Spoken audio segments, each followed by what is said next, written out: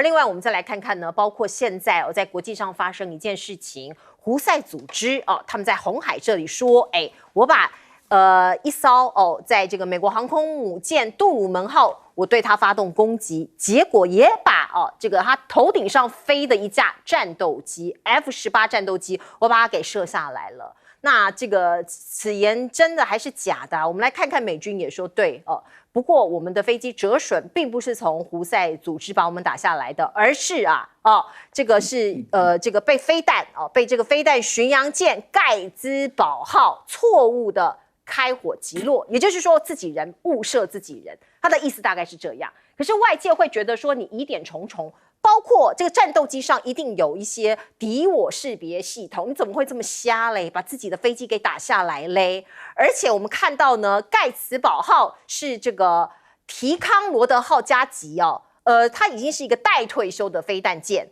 它能够把第4代的新型战机 F-18给打下来吗？这个很多军事专家都在看中间有没有什么奇怪的蹊跷那是不是这个敌军击落的呢？美国说不是坚决否认。可是我们来看看过去，因为美国它是军事强国嘛，所以如果是被可能阿萨布鲁的这一些什么一些组织给击落他可能会不想承认或者是觉得很丢脸包括2016年我们看到伊朗那个时候扣押美国的水兵事件那个时候的画面都还有可是呢，美国说是机械故障不是我们被他给怎么样的扣留。那另外我们看到包括现在呢美军导弹巡洋舰误击己方战机，一个人轻伤这件事情呢已经开始呢沸沸扬扬，在军事界全球的军事迷都在讨论。有分析就说这是人为的失误性可能较大。为什么呢？因为现在中东地区包括俄乌冲突，包括印太地区有很多地方都是热点。可能美国海军执行任务的密度过高，太累了，所以造成人员疲劳承受力已经到达极限了，才会发生这样的结果。我们再来看看，包括我刚刚讲的战场之一俄乌战争，现在有要和谈的迹象吗？我们先来看看呢，有一个报道是说，川普希望可以跟普京会面来解决这个冲突。那另外包括最近乌克兰也蛮冲的去袭击像是暗杀啦、袭击啦，最新的行动是袭击俄罗斯的克山高楼，他是用无人机去做的。普京看了当然很生气他说我会加倍奉还。您看到的画面呢，火光四起，这就是来自于乌克兰的无人机那它准确的袭击了这一栋大楼，还有继续撞，无人机撞那这个，所以呢，当然这个你来做这样的事情普京他很难忍受他也来呛瞎了。可是现在在乌克兰的内部，到底是不是还是大家认为要抵抗到最后一刻呢？包括有一些议员、一些民众都已经逃离了乌克兰。这一位议员就是落跑的议员他对外讲了这样的话，他已经流亡了他说多数乌克兰人他选择和平，所以不支持泽伦斯基所以有很多的声音现在也慢慢的传出来了。包括现在冬天这么的冷，我们在台湾都这么冷，那更不要说在这个乌克兰了。匈牙利的总统有动作了他说欧盟其实已经输掉了战争这个接受访问的时候讲的话。而斯洛伐克的总理他的动作更大了，他去访问莫斯科，直接去跟普京讨论俄罗斯天然气取到乌克兰的问题。所以你可以看到呢，现在已经很多人开始去帮自己国家的利益来做一些布局普京的回应是说希望也愿意继续向西方和斯洛伐克提供天然气包括能源的问题现在被讨论。那当然在西方世界也有人来挞伐他那这个斯洛伐克的总理就这样讲啦，他说我跟普京的会谈，我已经事先就向欧盟报告过了，我没办法呀这个是对泽伦斯基反对从俄罗斯通过乌克兰向斯洛伐克提供天然气的回应。我没有办法，我的能源我受阻所以我一定要自己去自求生路那而另外呢，我们看到呢，英国的媒体就爆料说，波兰总统提议干脆把俄罗斯的资产给没收总数是2600亿欧元。那德国的总理肖兹就反对了，他说你英国人，你甚至没有在用欧元，你现在用英镑你不要影响我们的金融市场的稳定欧盟中间有一些不一样的声音，可是另外一头，我们看到中吉乌铁路现在已经动工了哦，本周正式动工。这条铁路不仅会为新疆带来一条陆路国际的通道，还会改变中国西部地区的交通格局，以及巩固中亚的能源。重点在能源哦，所以呢，我们看到世界的局势也不断的在结合变化哦，这个变化很大。来请教亮哥怎么看？我那个雾社，这真的非常奇怪，因为 F-18它才刚飞离航母没有多久，就被打下来了。所以这个人家当然会是说，是不是敌我辨识系统没有打开啊？会错认。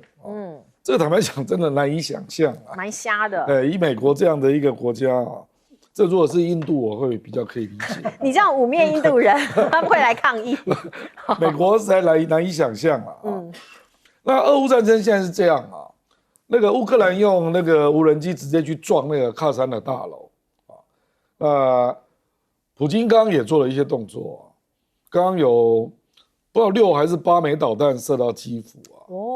而且是射到乌克兰一个机密单位，那好像里面有美国人，所以听说拜登紧急取消休假，我不知道是炸到什么了，反正有照片出来啊，那就是那个整个街道都烧起来了，我不知道俄罗斯用什么去炸啊，反正就是炸到乌克兰在基辅的一个比较机密的单位了，加倍奉还。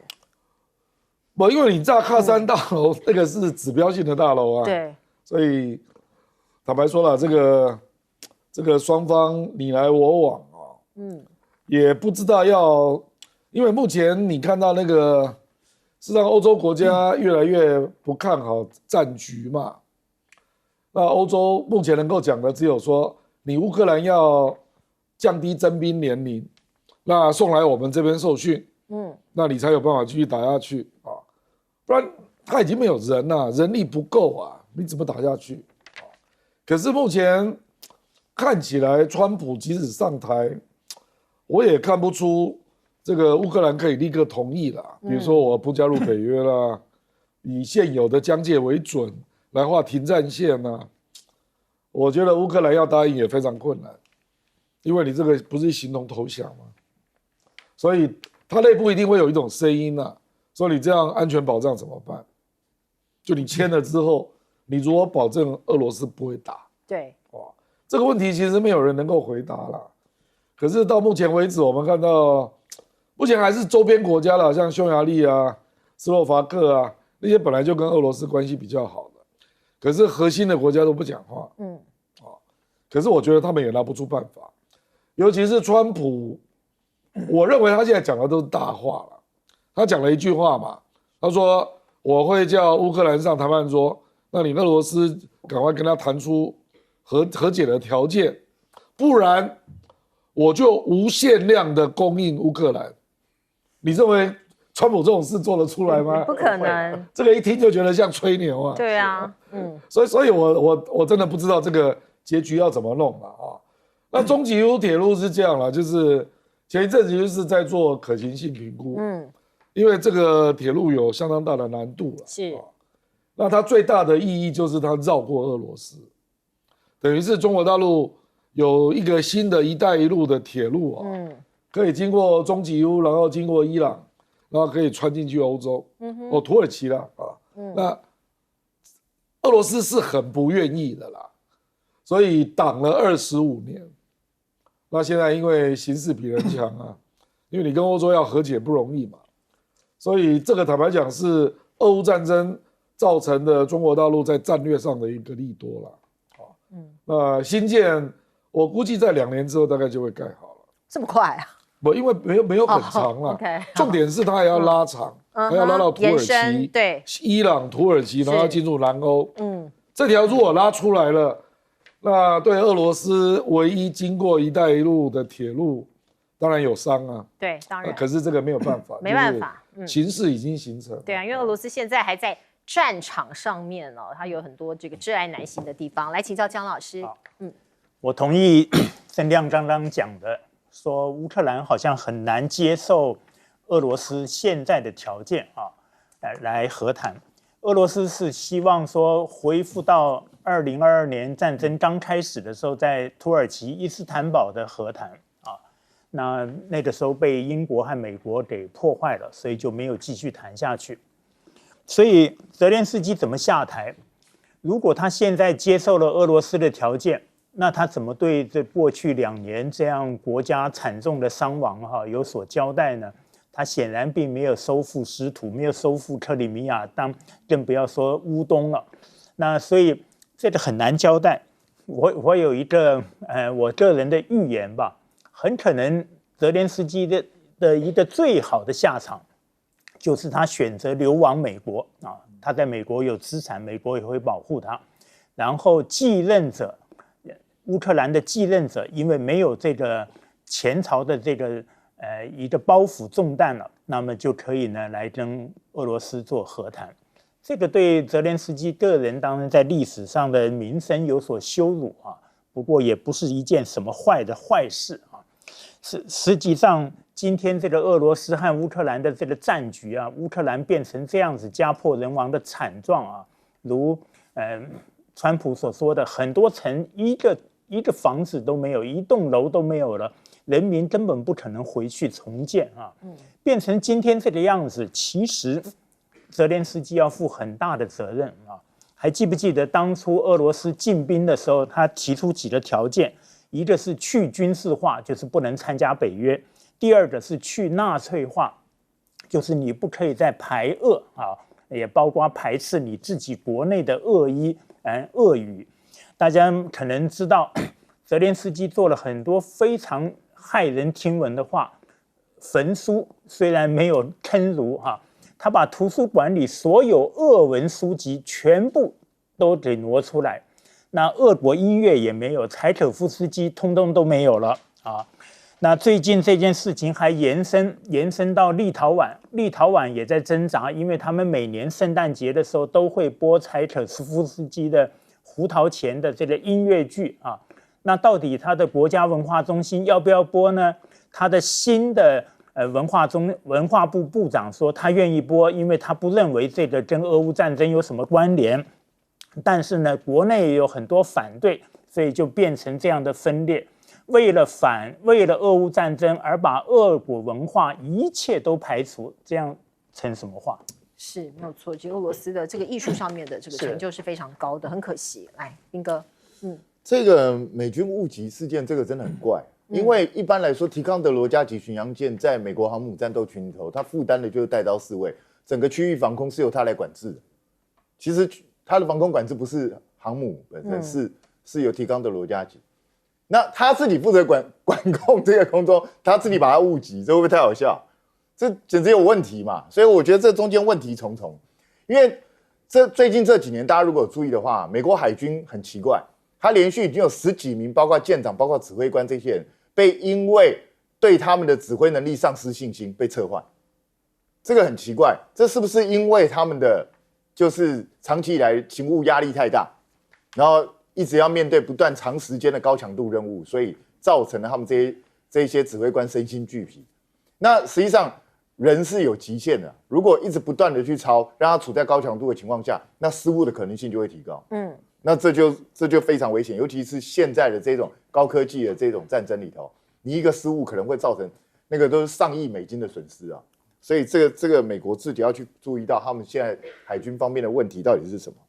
那至于说，当然我知道乌克兰一直很想报复，所以去打这个克山这个大楼，象征性的好像报复他，简直有点像当年那个盖达组织去打那个双子星大楼一样。可是问题是，对普丁了解人都知道，普丁接下来的报复一定是10倍、20倍这样还。因为他本来的火炮也好，导弹也好，就比你乌克兰多得多。那其实从最近你可以看起来，他最近一直在对基辅做攻击。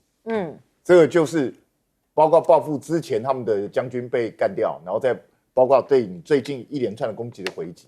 所以我觉得这个是乌克兰自己要去想清楚，就是做这样的攻击到底对你们在战术上或战略上的意义到底是什么。那现在整个欧洲的情势其实很明显的，乌克兰自己内部本身其实甚至愿意接受割地求和的人越来越多，甚至连波兰以前他所有邻国里头最主战败的波兰，现在波兰已经也超过1半以上的民众认为说，就是乌克兰如果割地求和是可以被允许。其实大家都知道撑不下去了。然后老实讲，波兰本来经济状况也不是多好的国家，他现在承受了这么多的难民，然后一直不断的这样无休止的这样下去，其实大部分人都已经疲乏了。那更何况川普，我个人认为他现在看起来唯一的办法就是想尽办法叫泽连斯基吞下去，只是看他到底用什么办法而已。那你说在战场上再有什么进展，或是美国再投入大量的资源，基本上这看起来都是不太可能会发生的事。所以我觉得现在就是看谁能够用比较好的一种方式，让乌克兰可以勉强承受的方式，把整个战争做收尾。是过去4年我们知道呢 ，COVID-19 影响了全世界。那个时候世界卫生组织也尽了很大的力 ，WHO 现在川普说，我上任第1天我就要退出 WHO， 那专家就很担心的说，那会变成全球性的灾难。因为这个组织来自这个美国的资金是最多的，16%来自于美国。如果美国不抖内了，那可能会留下很大的困难跟真空。那全世界有很多落后地区的卫生医疗各个方方面面可能会造成人道上面的灾难。而川普他的狂，大家可能都知道未来美国的性别他已经讲过很多次了，只有2个性别。所以男性禁止参加女子体育，你可能会觉得说这不是废话吗？可是大家不要忘了一些性别的争议包括在奥运，在各个这个拳击的赛场上，包括我们台湾其实也陷入了这样的争议。川普讲了停止跨性别精神错乱，不让男性参加女子体育，并强调美国政府的官方政策将只有2种性别，男性和女性。这个美国其实已经在这个性别议题上走得非常远了，现在川普又要把它拉到最原始。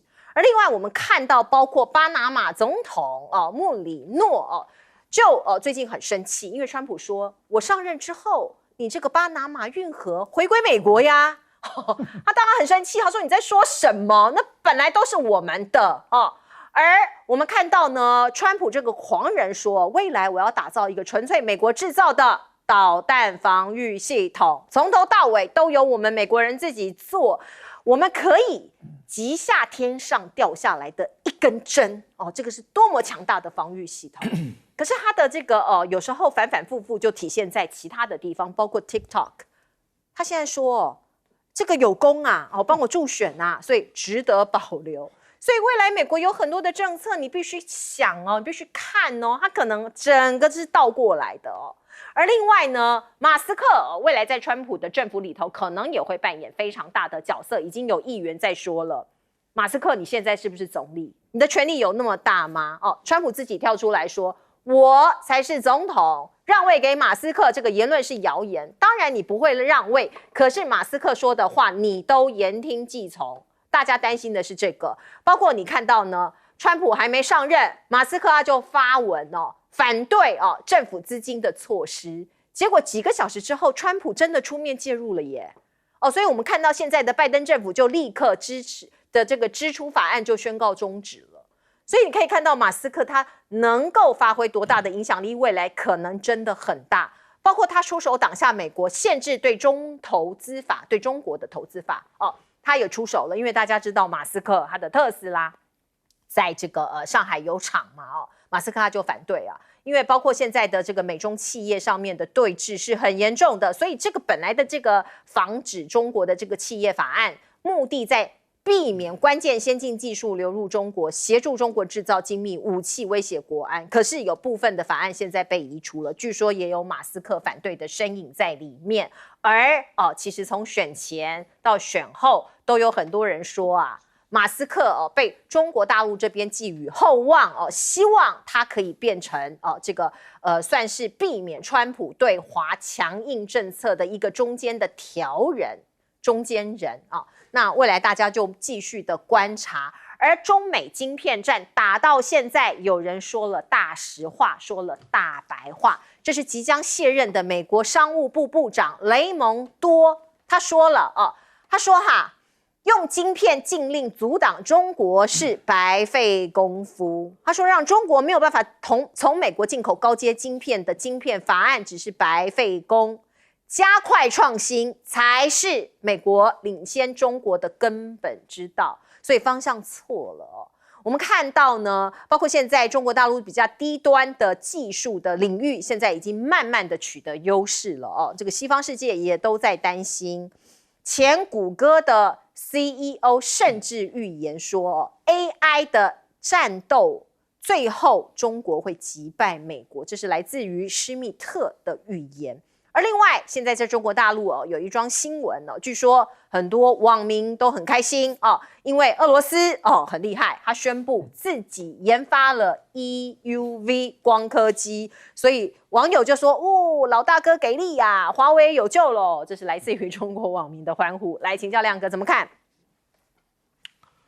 在川普当选之后，会有一大堆退群的动作啦，因为有一些单位本来已经退出了，又被拜登加回去了比如说联合国那个人权委员会，还有气候变迁，甚至教科文组织，我认为川普很可能都会退出。教科文后来是因为他现在要处理人工智能，所以美国又被迫重新加回去反正有人列一个清单川普可能退出的组织大概有10个左右大家等着看吧那至于马斯克权力有多大我觉得这个太高估他了啦。太高估他。对啦，因为那个政府效率部并不是编制内的，而且现在是因为他常常进出海湖山庄对啊。可是1月20号之后可以这样吗？我非常怀疑。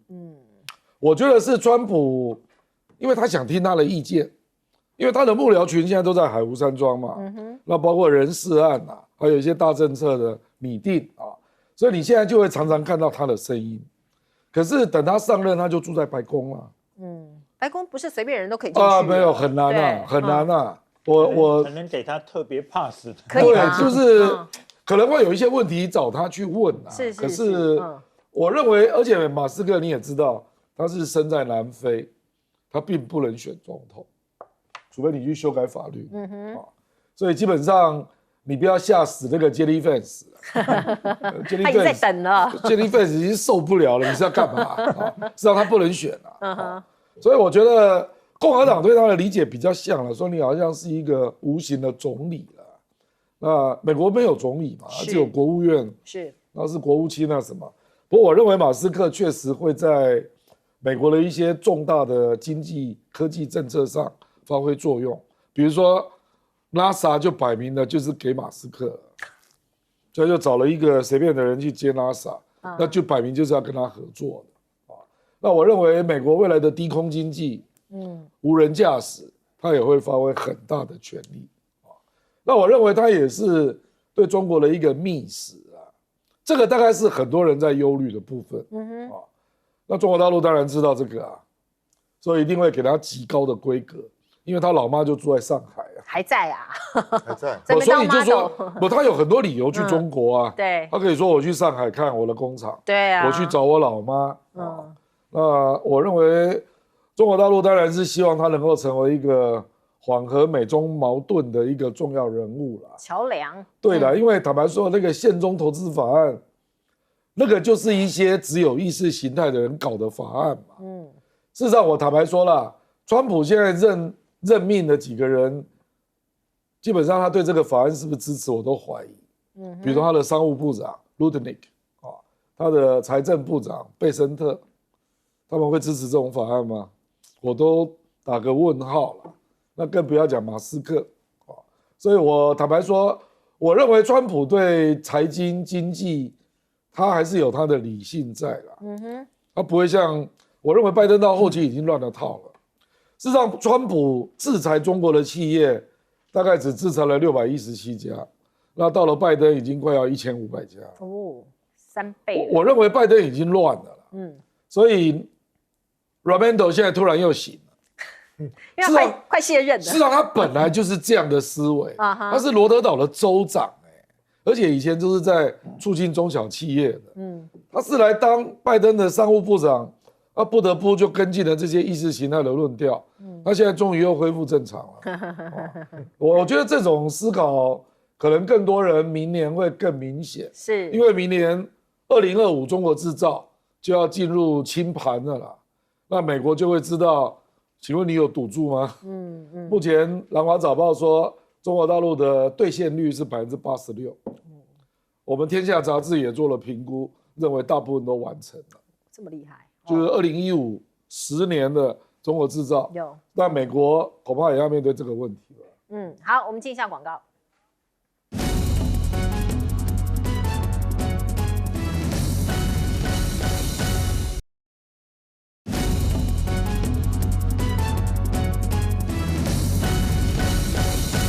好，马斯克有可能变成美国的影子总统吗？现在川普说哪有，我才是总统。来，彬哥，其实我是觉得现在只是一个过渡期啊。那当然，马斯克也有很多他的想法，那川普又很欣赏他，当然会听一些他的意见。可是未来等到他整个阁员这些全部都到齐之后，然后整个政府开始运作之后，你说马斯克还能够发挥这么强大的影响力吗？我个人是有点存疑啊，因为川普其实个性也是说变就变，他什么时候突然之间转变了，说真的很难讲。那只是，其实我觉得马斯克是一个很聪明的人，他很会看这些状况。那如果有他在中美之间的话，其实我个人认为对两国其实都相对都有好处。因为其实中美两国如果真的是针锋相对、你死我活，其实对全世界都不好。讲实在话，对我们台湾也不会有利。所以我个人反而是期待他能够发挥一个缓冲的作用，只是他到底能够缓冲多久？老实讲，我真的很怀疑，因为川普这么善变，大家忘记了吗？他第一任的时候，他的阁员几乎大部分1年之内就挂，很快就走了。对，所以他到底能够撑多久？我真的是很怀疑啊。那导致他川普现在要实现他在竞选的时候很多承诺，比如说退出 WHO 啊，或是这个性别的问题啊，我觉得这个都会对全世界带来冲击啊。你光是一个他退出 WHO 的话，以后 WHO 的运作资金恐怕就会出现大缺口，那怎么解决？而且他要退出的恐怕不止 WHO， 他 WTO 搞不好也会退，对不对？然后北约他搞不好也要退，他想退的很多啊，所以我觉得这个其实真的很麻烦。那导致他说他要建造一个纯粹的美国制造的导弹系统，我就直接在那边讲，那是根本不可能会发生的事。他说防御系统不可能啊，不可能，因为你要知道为什么现在会演变到全世界都在互相使用这些相关的零件，就是因为这样成本才会低嘛。你如果所有的东西全部都要美国制造，你要知道美国很多是根本没有这个产业，那他如果强力要求所有东西都美国要制造的话，那个成本恐怕是吓死人的贵，因为你还要重新回到美国去生产，然后重新建立起这样一个生产系统，这个绝对都是天文数字，这不可能会发生这种事情。我觉得你顶多只是让你的盟国帮你协助出一些东西，那你要全部都在美国制造，我个人认为是完全不可能会发生的事情。那导致现在雷蒙多讲的实话，我是觉得这个就是这样嘛。其实大家心头都很清楚，对美国来讲，真正的优势本来就是在高科技方面，你就是要持续保持自己在科技上一路领先。那中国大陆现在其实，在那个成熟制程方面，它其实生产量已经非常大。那它差就是差在，它还差，现在大家估计它可能差台积电5到7年，那它能不能追上，还是这个差距会被拉大，这个就是个问题。那至于俄罗斯这个新闻呢，大家看看就好。这个其实在我看来只是个募款计划，他只是想要叫人家投资他而已。这个东西就算做成也是10几年以后的事，而且会不会成都不知道。我想大家就不用去等待它。我觉得中国大陆技术比俄罗斯还强。哦，是哦，所以说说而已啊。好，我们进一下广告。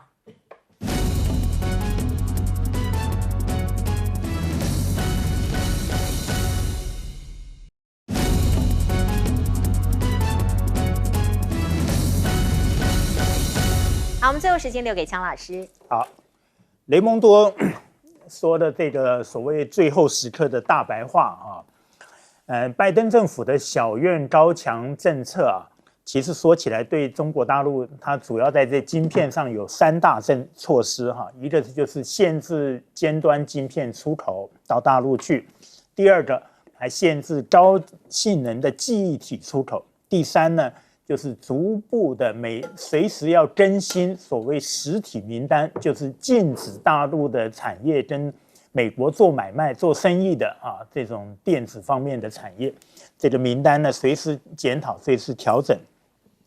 但是很多人说，好像中国并不是认为这个非常大的影响，当然对中国大陆有影响啊。这主要是因为在2014年北京就设立一个很庞大的国家基金来投资这个半导体产业那这个产业，所以他们就得到很多政府的补助。当然，美国政府呢就认为这是不公平啊，在叫来叫去。但反过来说，你的晶片法案不也是吗？晶片法案大概补助有2类嘛，一个是直接现金补助，另外是给贷款。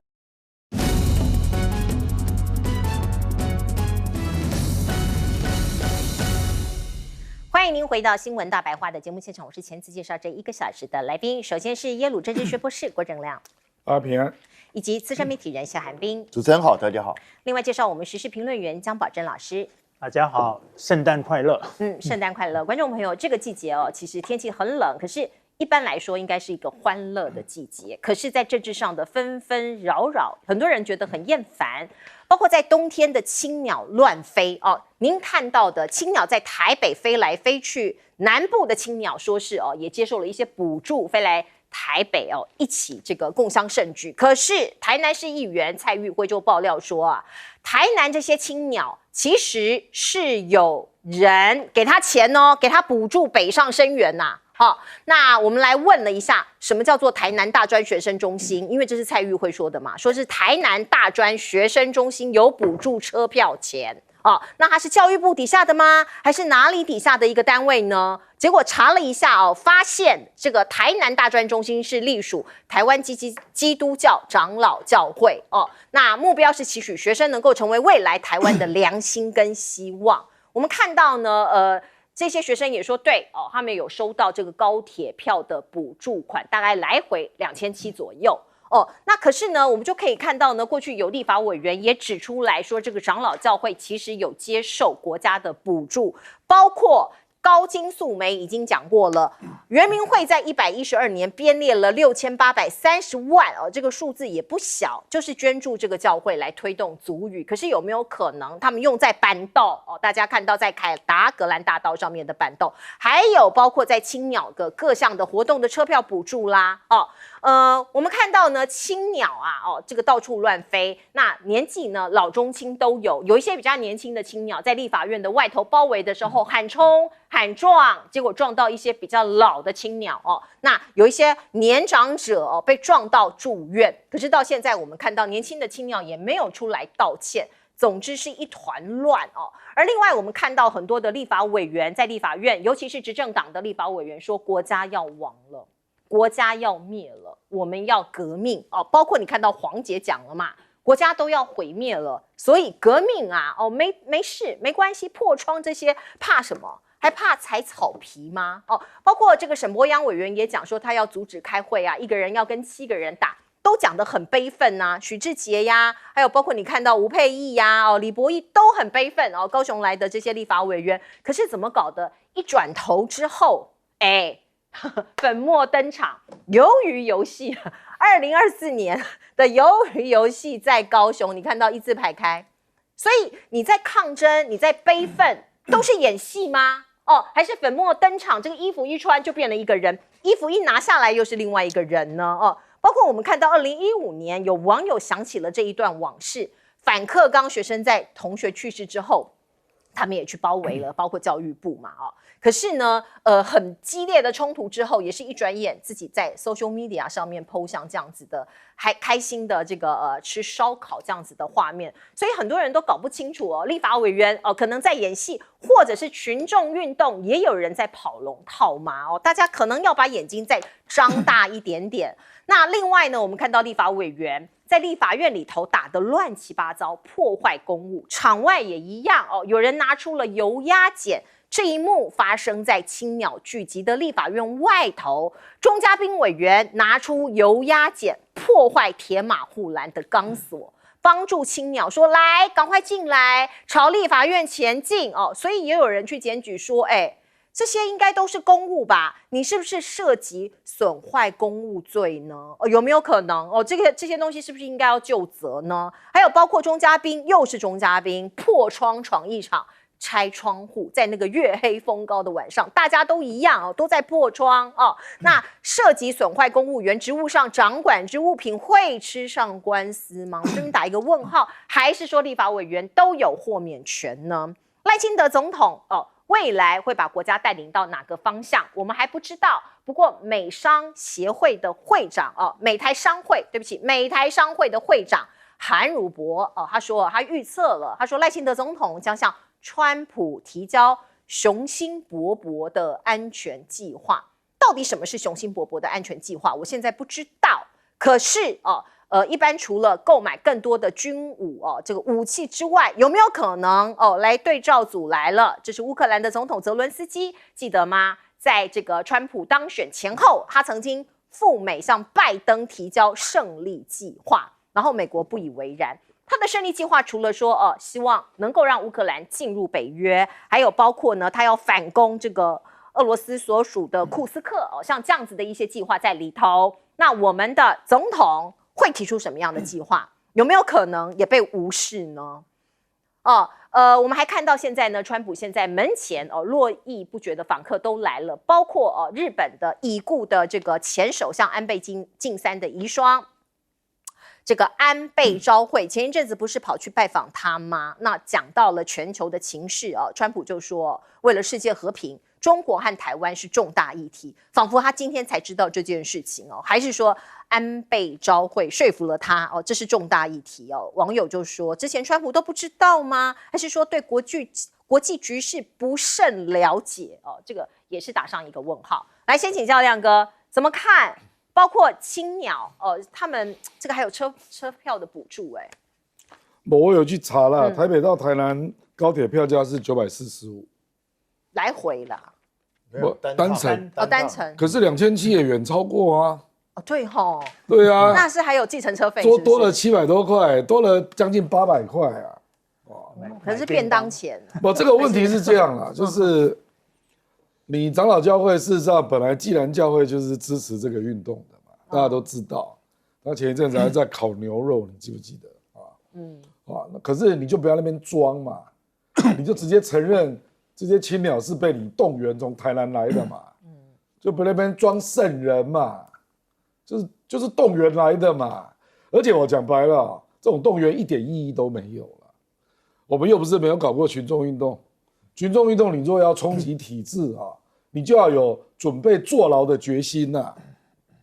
那如果你只是一般的群众在外面抗议，国民党每一个立委都是7万票以上的民意，谁的人多啊？什么叫代议政治啊？回去读一点书好不好？你这样来才多少人啊？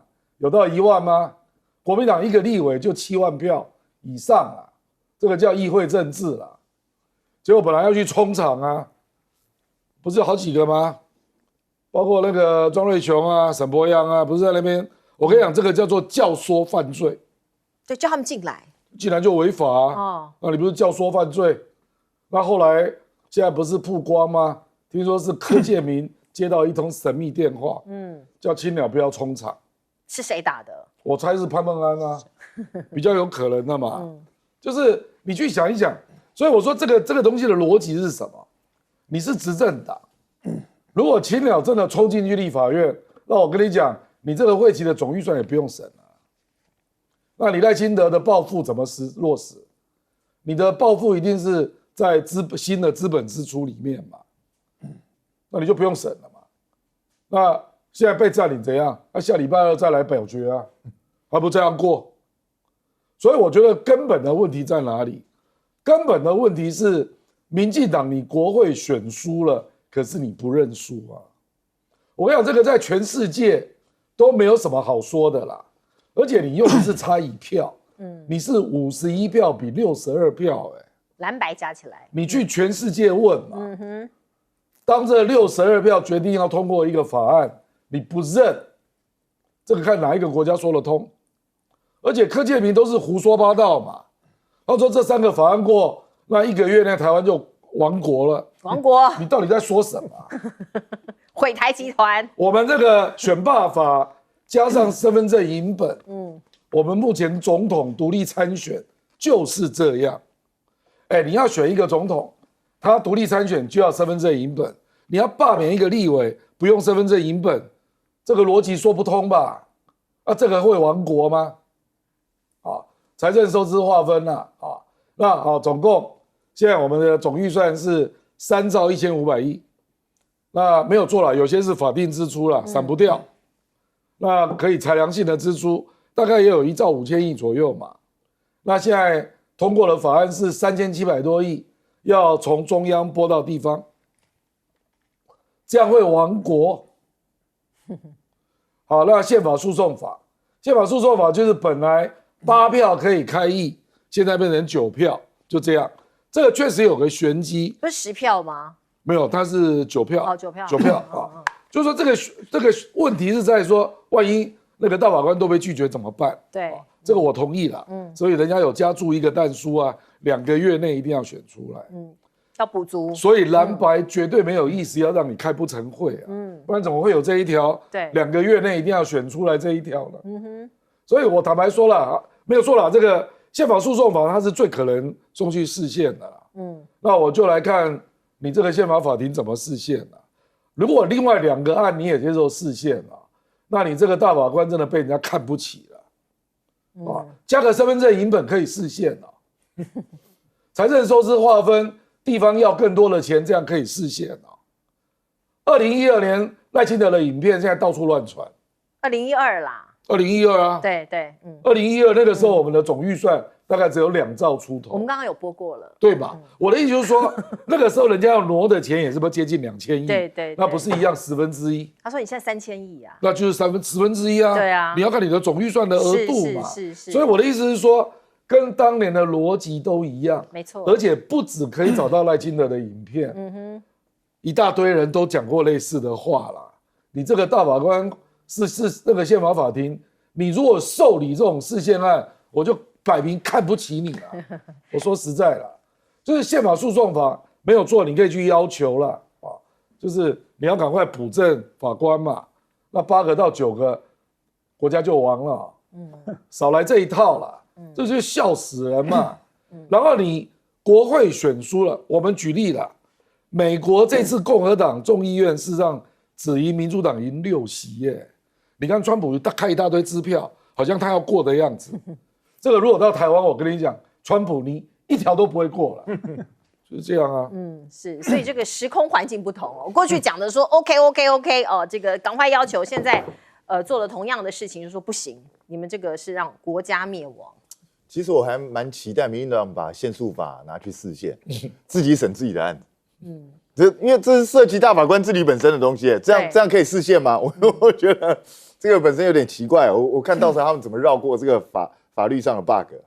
那长老教会一直以来支持的就是民进党，这个全世界都知道了。但是我就觉得你要支持就支持，但你不要 gay 掰到说我们从来不属于任何一个政党。你从民进党党外的时候你就支持党外，一路支持到民进党夺得政权，不是就是这样吗？前一阵子青鸟宴不就是长老教会办的吗？所以我觉得不要得了便宜还卖乖。而且我老实讲啊，其实真正的警讯是什么？真正的警讯是你花了2700就还是来的人寥寥无几。重点是在这个地方。你看你一次动员人比一次少，这才是赖清德跟民进党最大的危机啊！因为你至少这一次这3个法，他们所谓的3·2法，根本就没有办法打动年轻人。年轻人觉得这些东西到底有这么严重吗？有这么夸张吗？所以他们自己整个论述都出了问题嘛。现在民进党，我觉得民进党现在已经变成论述白痴。他现在除了去讲抗中保台，除了去指责对方中共同路人，除了说民主已死，好像就讲不出别的什么东西来。光是一个民主已死，从5月讲到现在，到底要死几次啊？有完没完啊？死了又活了，活了又死了。是啊，然后黄捷好意思跟我讲革命，你这辈子看过有人革命是被陈玉珍拉一下出去就鼻子摸摸就走了？你有看过这种革命啊？然后沈伯洋在那边讲1个打7个，你唬谁啊？所有人都看到了，人家轻轻一推你就跑了，你就溜到外面青鸟那边去躲起来，不敢见人了。然后在那边拿了麦克风叫别人冲，你自己为什么不冲？不是吗？就熟辣嘛，还跟我讲革命笑死人了！这群人真的是，我拜托你们这些青鸟，你们要搞清楚，你们已经被人家卖了，你们都不知道。为什么说你们被卖了？所以这2天新闻已经曝光啦。柯建铭、民进党、卓荣泰本来要跟韩国瑜干什么？他们不是口口声讲选罢法过就完了，剥夺你的罢免权啊！就他们第一个要放弃的就罢免权，不就这样吗？你们被人家出卖了，你们还在帮人家跑腿，还在帮人家拼命，现在还有这些老青鸟受伤，所以你要怪谁？不要再被民进党欺骗了。你看这些人，每一个嘴巴上讲的跟真的一样，马上不是说国家要亡了吗？赶快冲回去，鱿鱼游戏比较重要，就是这样子啊。所以是怎样？没有去参加鱿鱼游戏，台湾就亡了，是吧？是这样有这个鱿鱼游戏重要成这种地步吗？真的不要鬼扯。老实说啦，我们虽然认为所有的违法乱纪的行为，包括之前吴秉叡在那边乱砸麦克风的行为，都应该要处罚。可是说真的，台湾现在就是一个和稀泥的社会，我觉得这些东西到最后都不了了之。那我也觉得民进党的人脸皮真的够厚，你们摆明了破坏公务。吴秉叡那个脸皮真的厚的跟城墙一样，到现在还不赔钱。你自己砸坏的东西叫你赔，有什么过分？你不是为了民主牺牲，连赔个钱都不愿意啊？那你告诉我你要革命，你告诉我要牺牲，你唬谁啊？老实讲啦，现在美台商会这个他讲的是好听啊，我帮大家翻译一下。什么叫雄心勃勃的安全计划？这叫金光闪闪的盘子计划，就给钱呐。当然是啊，赖清德还能提什么计划？我上次有列个清单，对啊，可是以前到美国都不卖啊。是啊，所以我跟你讲，现在就是很简单，美国希望我们买什么，赖清德就付多少钱。这个计划我跟你讲，跟泽连斯基截然不同。泽连斯基那个会被打枪，我们这个一定会被欣然接受。对啊，泽连斯基是要加入北约，我们是要付钱的，付钱他还不要吗？对啊，所以我跟你讲，计划是给钱，赖清德计划通一定会过。哦，一定会过，是这样吗？好，江老师。好，我们谈一谈这个长老会啊，可能很多观众不见得非常了解长老会。台湾教会啊，基督教系统的教会有一半是长老会啊，所以声势非常庞大。另外1/4呢是家庭聚会的聚会所啊，再剩下来是路德会、信义会这些小的教会。长老会为什么会在台湾的教会系统里这么庞大啊？并不是说他非常的热衷传道、传福音，而是在日据时代啊，他与日本殖民政权妥协，因为日本殖民政权要所有的西方教会呢承认说，天皇也是神，是大和正神啊，是神道啊。神道系统，日本的神道系统是说泛灵多神信仰，那这个当然就与基督教的一神信仰呢是违背的，是冲突的。因此呢，所有的西方其他教会都退出台湾，只剩下长老会停留，因为长老会承认，长老会同意，所以这就很奇怪。长老会呢说西方说国民党是外来政权，但是日本殖民体制却不是外来政权。为什么呢？因为他们的前辈啊，都是皇民化国语家庭的人在参加这个长老教会，所以就形成了这么一个政教共生系统，然后一直延续到这个光复之后。所以谢谢老师告诉我们长老教会的一个这个由来哦，跟政治上面的结盟。